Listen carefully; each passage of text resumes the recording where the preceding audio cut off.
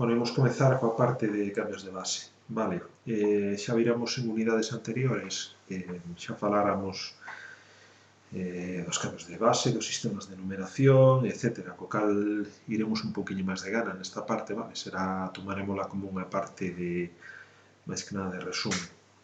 Xa comentei que para a representación interna dos datos, os equipos utilizaban o sistema binario, vale?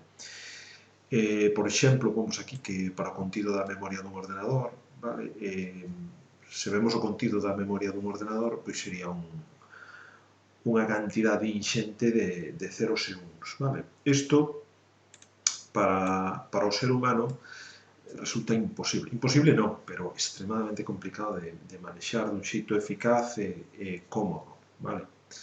Tal forma de representación. Polo tanto, unha das operacións que deberíamos realizar sería adaptar esta interpretación interna do equipo a través dun cambio de base, vale? De feito, hai utilidades do propio sistema que xa realizan iso, vale? Que xa nos aforran o traballo. Por exemplo, a execución do comando ipconfig/all no sistema Windows, ímolo executar para que vexades. Abrir unha consola, temos aquí unha consola, executamos o comando ipconfig/all e xa vemos que ocorre esta transformación. Onde o vemos? Pois, fixémonos, por exemplo, temos algún sitio, dirección física, vale? Vamos a coller un dispositivo, unha interface que sea real, por exemplo, sí, este, vale. Dirección física, vale? Dirección física 1062 e 51008, perdón, 100B 9D. A dirección física tamén se coñece como dirección MAC e sería ese identificador único que ten a nosa interface de red, vale? Calquer interface de red ou tarxeta de red ten un número, un identificador único que se coñece como, acabo de decir, como dirección MAC ou dirección física. Esta numeración sonanos, isto é código hexadecimal, vale? Pero, bueno, está moi relacionado co que estamos falando, con binario, vale? Pasa que é unha agrupación de máis alto nivel. Teríamos tamén, por exemplo, a dirección, vale, IP versión 6, vale? Tamén vemos aquí caracteres hexadecimais, aquí tamén veríamos caracteres hexadecimais. Outro dato interesante sería, pois, algo que nos sona a todos, que é a dirección IP, non? En este caso se utiliza a base 10, vale? Tamén se lle denomina decimal con puntos, vale? En formato decimal con puntos.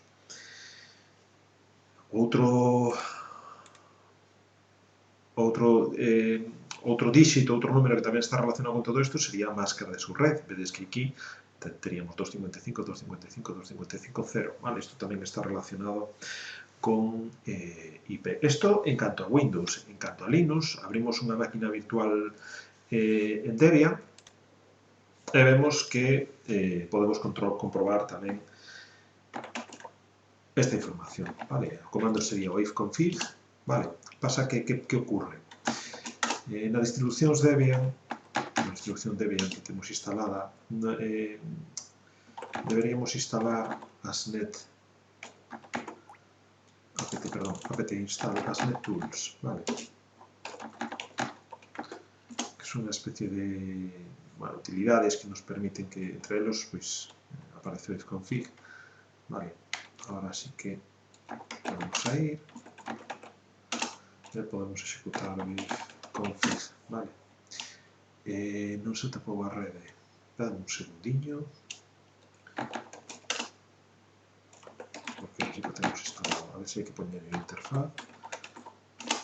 Vale, é un tema de permisos.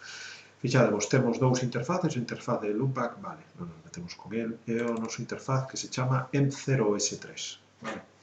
O nome tamén nos dá igual, pero fixadevos que aquí, bueno, tamén temos unha dirección IP, vale, que é un número decimal con puntos, e a máscara de red, vale? A dirección de broadcast, etc. Temos tamén bueno, dirección IP versión 6, direccións físicas, vale? Bueno, un inciso, podemos facer tamén en Debian con IP A3, se non me equivoco, con 2S, vale? Con esto, por defecto, como poderíamos consultar en Debian esta información sin instalar as NetTools, vale? Bueno, pois, como vemos, se fai necesario aprender a realizar estes cambios, vale? Xa vos digo, xa o viramos en unidades anteriores, pero sei que nesta unidade iremos un pouquinho máis de gana. O sistema de numeración non nos imos meter con el, porque xa sabemos o que é. Así que pasamos directamente aos cambios de base, vale? Conversión dun sistema de numeración a outro. Lembramos que para convertir un número en base B a base D, o que tiñamos que facer é, bueno, podíamos utilizar o que chama aquí teorema fundamental dos sistemas de numeracións posicionais, que podes botar un vistazo, pero basicamente, pois, por exemplo, se queremos convertir este número binario a base decimal, o que tiñamos que facer é multiplicar cada unha deses valores pola base tendo en conta a posición, vale? Lembrade, son 8 díxitos, a posición sería, bueno, elevado a posición menos 1, vale? 1 por 2 elevado a 7, bueno, etc. Se queremos convertir este número en base 8 a base decimal, pois o mismo, multiplicar cada díxito pola súa base elevado á posición, menos 1, vale?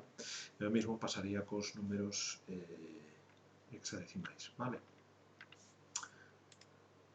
Que ocorre co revés? O que ocurría co revés? Coa conversión dun número base 10 a binario. Bueno, pois víamos que un dos xeitos máis fiables era ir dividindo facer divisións por 2 sucesivas para obter ese, íbamos facendo divisións e quedábamos cos restos e despois construíamos o número dun xeito inverso, vale? Todas estas divisións e construíamos o número, bueno, vemos aquí moi xeito moi gráfico.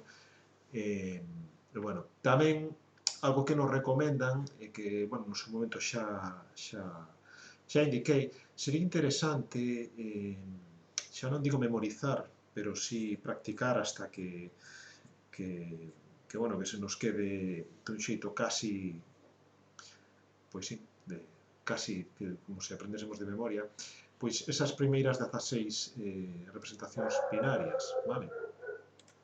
Porque seránnos moi útiles a hora de, bueno, de facer esas transformacións dun xeito máis directo, vale? Así que, bueno, unha especie de pequena tabla, como vexades máis oportuno, podemos ver as 16 de 0 a 15 representacións binarias, cal sería a representación binaria, vale? Simplemente seguir unha correlación. Vale, tedes aquí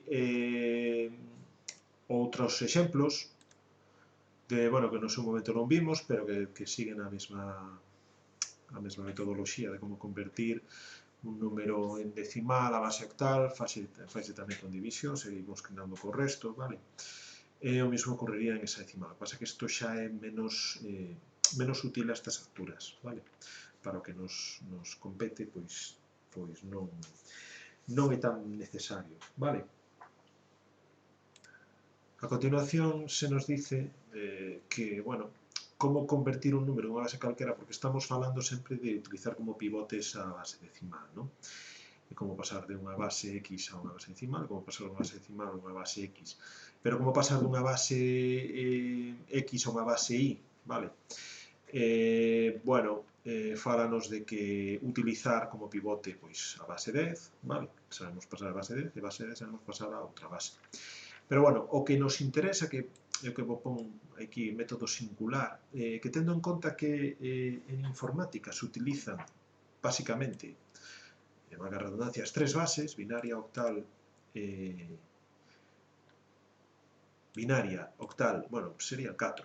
Estamos falando de que, bueno, decimal sería máis ben para nós, pero, bueno, si internamente se utilizan hexadecimal, octal e binaria, vale? A decimal sería inda que vemos representada informáticamente, pero sobre todo é para traballarnos coa base coa que estamos acostumados a traballar, non? Entón, baseándonos nesto, pois, podemos ter en conta, cando queremos facer determinados cambios de base, podemos utilizar o binario, isto é o que vos dicía eu no seu momento, utilizar o binario como referencia. É dicir, eu podo pasar, por exemplo, de hexadecimal a binario, vale, que é trivial, con esa tabliña que vimos antes de 16 posicións, e podo pasar de binario a decimal dun xeito tamén bastante rápido. Vale. Así que estaríamos utilizando pois eso, a base, o binario como base intermedia, como ese pivote, non? Bien.